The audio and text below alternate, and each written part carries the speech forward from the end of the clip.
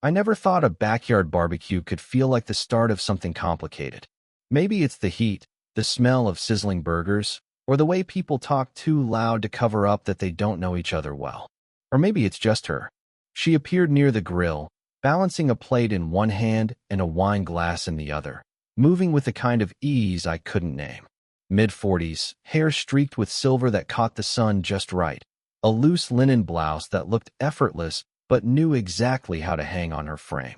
She laughed at something someone said across the yard, but when our eyes met, she paused, just for a beat, long enough for me to feel the weight of it. I was younger than everyone else here, 20-something, mostly invisible except for the awkward, lingering glances I couldn't stop myself from stealing. And yet, when she looked at me, it was like she was cataloging something about me, a glance that didn't belong to the world around us, but somehow belonged to us, even though we'd never spoken. I tried to focus on flipping a burger that had been burning slightly, the smoke stinging my eyes. That's when she stepped closer, brushing her arm against mine. A fleeting touch, but enough to send that familiar, hollow flutter through my chest. "Want to see something better than food?" she asked, voice casual, but the tilt of her head suggested she already knew the answer. I swallowed. My brain stalled for a second, and the spatula almost slipped from my hands. Yeah," I managed, voice too loud, betraying me. She smirked, subtle, knowing, like she had done this before. Not exactly with me, I thought, but maybe she had once had someone who made her feel this aware. She didn't push. She just walked toward the side of the house, and I followed, caught in the strange gravity of her confidence. The garden was quiet, away from the clatter of plates and laughter, sunlight pooling over the edge of the deck. She pointed at a small herb garden tucked in the corner. "Basil, thyme, some rosemary. I grow more than I cook," she said. And for a moment, it wasn't about the herbs. It was the way she said it, like she was letting me in on a secret. Something small, but intimate, a flicker of trust. I nodded, pretending I wasn't memorizing the way her fingers brushed a leaf here, adjusting a stray stem there. She glanced at me, one eyebrow slightly raised, and I realized she was waiting, not for an answer, not for a comment, but for me to notice. And I did. I noticed. A few seconds of silence stretched between us. Just the sun, the faint scent of mint and rosemary, the distant sizzle of the grill. And then, without saying more, she turned and walked back toward the barbecue, leaving me standing there, fingers still tingling where her arm had brushed mine, heart hammering in a way I couldn't explain. Even now, I can't stop thinking about it. That moment, that brush, that impossible hint of something unspoken. Something that made a backyard full of noise feel like a quiet, electric room just for the two of us. I didn't expect to see her again so soon, but there she was, standing in the corner of the little hardware store I worked at, squinting at a wall of screws and nails like she could make sense of it all. "You don't have the right drill bit," I said before I realized I was speaking out loud, my voice low, trying not to startle her. She turned slowly, a faint smile that didn't quite reach her eyes. "I was hoping you'd be here," she said, but her words were careful, measured, like she was testing me, not trusting me. I nodded, trying not to show that my chest had tightened the moment she spoke. We bent over the counter together, her fingers brushing mine briefly as I passed her the drill bit. She pulled back almost immediately, stiffening slightly, and I caught the quick flicker of something in her eyes. Hesitation, maybe regret, or just a guard that I couldn't reach yet. She sighed softly, leaning on the counter, and I noticed the fine lines around her eyes when she laughed, small, quick, almost apologetic. Her hand trembled slightly as she adjusted the strap of her bag. She looked tired, like carrying more than just a toolbox through life had weighed on her shoulders. "Are you sure this will work?" she asked, voice quiet, as if speaking too loudly might break the fragile bubble of trust between us. I nodded, and for a second, our hands touched again while I handed her the battery for the drill. She didn't pull away this time. Instead, she lingered a fraction longer, and the warmth of her skin, the softness of her grip, made my chest tighten in a way that was both thrilling and terrifying.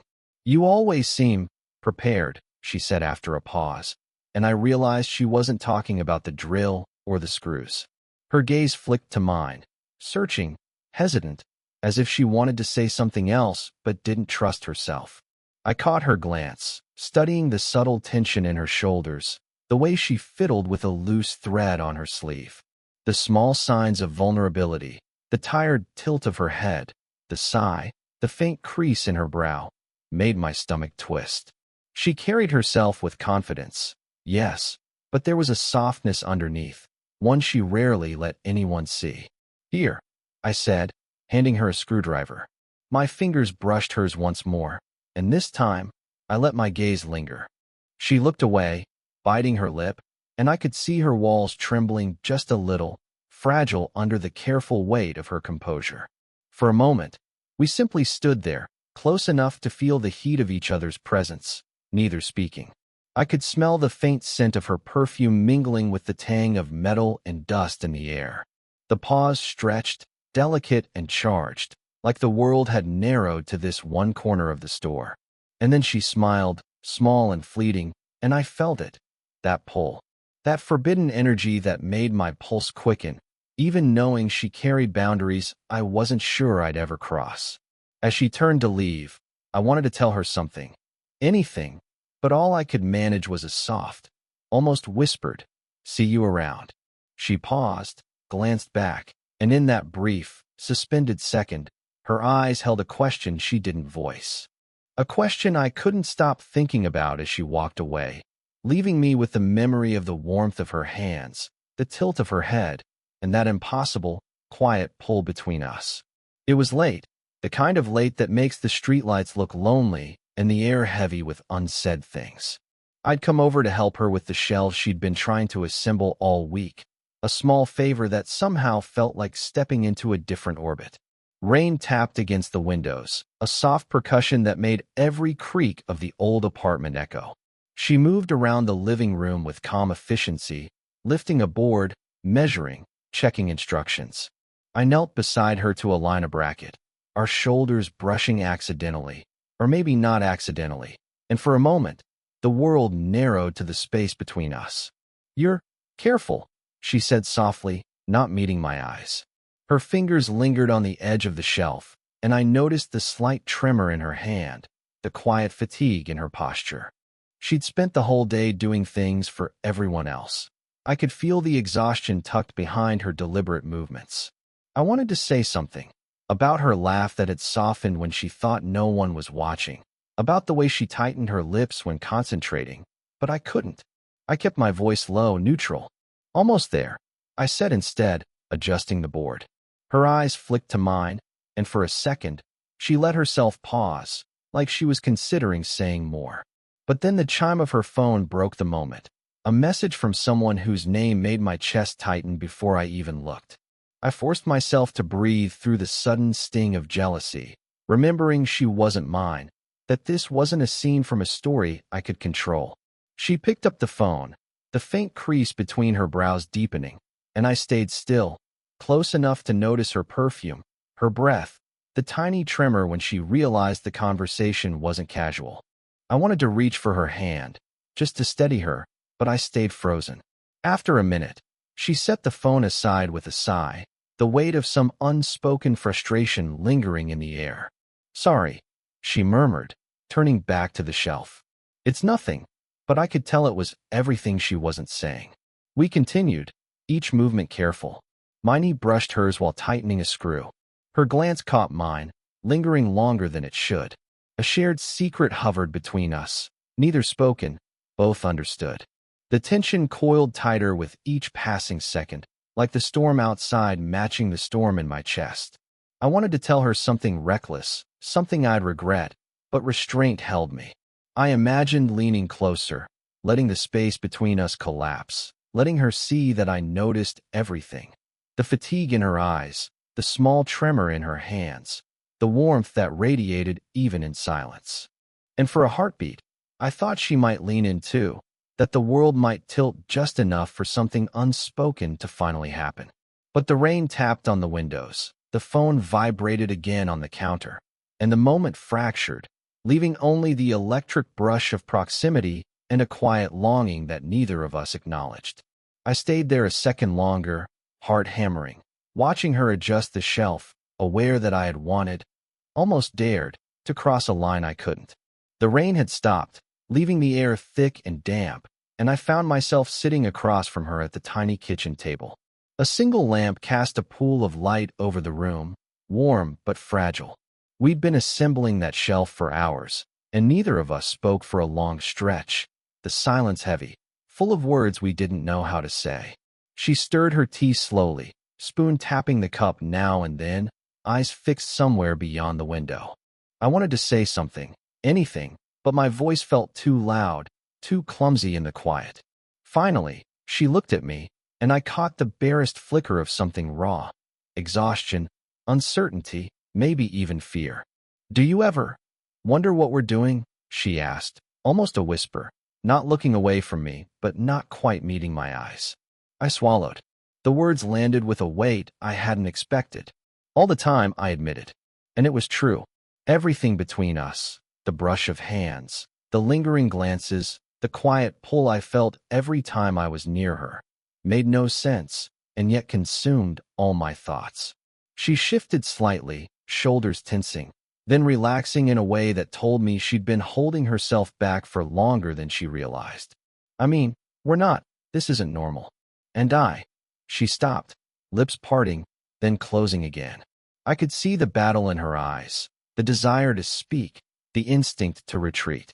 I leaned back, careful to keep my distance, but unable to stop noticing her. The way her hair fell over one shoulder, the tiny crease in her forehead, the tremor in her fingers as she traced the rim of her cup. I wanted to reach for her, to reassure her, but I didn't. Silence had become its own language between us. "You're careful," I said finally softly. "Not just with the shelf, I mean with everything. You don't let anyone close." Her laugh was low, almost bitter. Careful doesn't even begin to cover it. She met my gaze this time, steady and unflinching, and the honesty in her eyes was like a jolt. "I don't know why you're still here. Why you keep showing up." I wanted to answer, to explain, but there were no words that wouldn't sound desperate or foolish. Instead, I just watched her, memorizing the tension in her jaw, the slight quiver in her lower lip, the way her eyes seemed to glimmer with some unspoken question. We sat there, the quiet stretching, long and raw. Neither of us touched, but every glance, every fraction of movement felt electric. The air between us was thick with what we weren't saying, with what we didn't dare to name. And then, almost too softly to hear, she said it. "I'm scared of what happens if we don't stop pretending, if we let it go too far." Her words sank into me like cold water. I didn't move. I couldn't. I just watched her, feeling the impossible weight of wanting to be closer and knowing we weren't allowed. That was all she said, and somehow, it said everything. I wasn't expecting her to mention it, not tonight. We were leaning against the railing of the apartment balcony, city lights trembling below us, the night air cool and damp. She'd been quiet for almost an hour, tracing the rim of her coffee cup, shoulders tense but relaxed at the same time, the kind of tension that made me notice every little thing. "I didn't tell anyone," she said finally, almost to herself. I tilted my head, sensing the weight behind the words. "Not my friends. Not my family. Not even anyone I've worked with. Not about him." I waited. Didn't push. Just let her speak into the quiet night. He left. Suddenly. After 20 years. "Just gone," she said, voice tight, almost brittle. She looked away, eyes catching the faint reflection of a street lamp. And it wasn't like I didn't love him. I did. More than I can even explain. But I never got the chance to say goodbye. I swallowed, my own chest tightening at the honesty in her voice. For a second, the world felt smaller, quieter, as if her confession had pulled the night closer around us. I didn't know what to say, so I let my gaze wander over her. The way her hand flexed around the cup, the faint quiver in her lips, the shadows under her eyes that no amount of coffee or sleep could erase. Then, almost impulsively, I reached into my pocket and pulled out my phone. "I found this recently," I said, scrolling quickly. I hesitated, then turned the screen toward her. It was a photo of a place she had mentioned once, years ago, a little cafe she loved, tucked behind an oak tree-lined street. She'd told me about it in passing, her voice lighter than usual, the way she spoke of it almost like it was a secret. Her eyes widened. For a heartbeat, she didn't speak. Then she let out a breath, soft, almost a laugh, but not quite, shaking her head. I can't believe you remembered that. Her fingers hovered over the screen, brushing it lightly, as if touching it might make it real. I shrugged, feeling stupid and tender all at once. I remember more than you think, I said quietly. Even the things you don't say aloud. She leaned back against the railing, staring at the photo, the night, the city below. I could see the past and present colliding in her eyes, a fragile tension between regret, longing, and something that felt dangerously close to hope. She didn't look at me, but I felt the pull of her presence anyway. You really see me, don't you? She said finally, voice low, hesitant. She didn't wait for an answer. She just let the words hang between us, like smoke or mist, and for a second, I felt my chest squeeze, my stomach tighten, and the quiet enormity of the moment settle in. We stayed there, neither moving closer, neither stepping away. The city hummed around us, indifferent, but I could feel the shift, subtle, seismic, like the ground had tilted ever so slightly, and we were balancing on it without knowing how long it would hold. And as she turned back toward the apartment, brushing past me so lightly I barely felt it, I realized I wouldn't forget this night. Not the words, not the photo, not the tremor in her voice that left me wondering if the world had just changed, quietly, irrevocably, for both of us. The afternoon sunlight filtered through the half-open blinds, dust motes floating lazily in the golden light. We were in her living room again, the shelf finally assembled, the tools put away, nothing left to do but exist in the same space. I hadn't planned on staying long, but I couldn't bring myself to leave. She sat on the edge of the sofa, knees drawn up slightly, and I perched on the armrest, careful not to crowd her. There was a softness to her today, a quiet surrender in the way her shoulders relaxed, a small exhale that seemed to release the tension she carried around so stubbornly. We didn't speak for a while. I watched her fingers trace the wood grain of the shelf, the slight twitch when she adjusted her hair, the way her eyes softened as they caught the sunlight. And then, slowly, almost hesitantly, she looked up at me. I don't know what this is, she admitted, voice low and careful. Not a question, not an accusation, just the bare truth hanging between us. I shifted slightly closer, careful not to overstep, letting my hand brush hers ever so lightly. Neither do I said honestly. But I know that I don't want to walk away from it either. Her lips quirked faintly into a small, knowing smile. Not playful, not flustered, just understanding. The kind of smile that carries decades of experience, of heartbreak, of survival, and still allows herself a sliver of possibility. She didn't reach for my hand, but she didn't pull away. She just let it linger there, warm, tentative, a conversation in itself. We sat like that for a long moment, the quiet stretching comfortably between us. No grand declarations, no dramatic gestures, just shared air, shared understanding. The sunlight shifted, and the shadows moved across the floor, tracing our outlines as if the world itself had slowed to accommodate the weight of this fragile intimacy. You feel different, she murmured, almost to herself. Her gaze softened, not just for me, but like she was finally seeing herself reflected in a mirror she hadn't looked into for years. I smiled faintly, because I knew. I understood the layers beneath her careful exterior, the fatigue, the past heartbreak, the walls she'd built. And in that understanding, there was an unspoken promise. Not perfection, not fairy tale love, but something earned, something real. Without thinking, she let her hand rest on mine. A small pressure, enough to anchor both of us. I didn't move. She didn't move. And somehow, that single, quiet touch said more than any words ever could. We leaned back, neither speaking, just existing together, the shelf standing sturdy behind us, a silent testament to the hours, the effort, the patience. Outside, the world continued, indifferent, but inside, everything had shifted. I watched her relax fully for the first time, and I knew, not as a conclusion, not as a declaration, but as a quiet truth, that this connection, this fragile, earned closeness, had become inevitable. And in the golden afternoon light, with her hand resting lightly against mine, it felt complete. It's funny how some moments stay with you long after they've passed. I'm sitting now in my apartment, the same city lights spilling across the floor, thinking about her, about that afternoon, about all the little things that made it feel inevitable, and yet completely unexpected.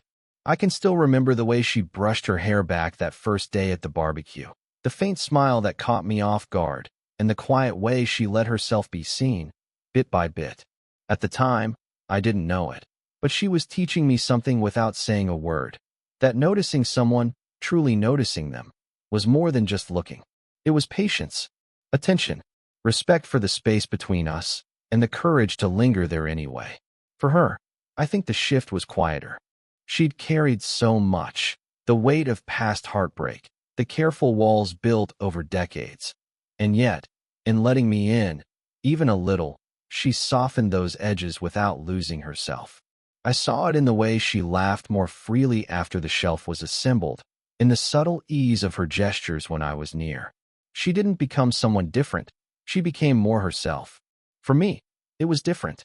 I learned how to hold back and still feel everything, how to exist in the same room without forcing a moment, how to let desire and curiosity coexist with restraint and respect.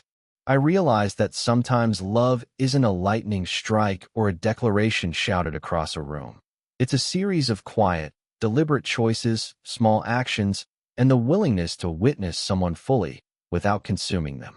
And maybe that's the hardest part, understanding that love doesn't always need an announcement, a grand gesture, or a dramatic ending. Sometimes it's simply being there, being seen, being present. That quiet presence carries more weight than any words could. Looking back, I can trace every tiny spark, the brush of her arm at the barbecue, the hesitant laughter over screws and drills, the pause during that stormy night, the subtle touch of our hands when we finally let ourselves acknowledge the truth between us. Each one of those moments mattered. Each one was a choice, and each one led us here. Still together, still learning, still holding space for the other. It's strange how ordinary it all feels now. And yet, I know it isn't ordinary at all. We didn't rush. We didn't declare. We didn't fix anything overnight. But in that slow, unspoken collapse into understanding, we discovered something worth keeping. A love that's patient, layered, and alive in the spaces between words. If this story made you feel something, let me know in the comments. Would you want more stories like this?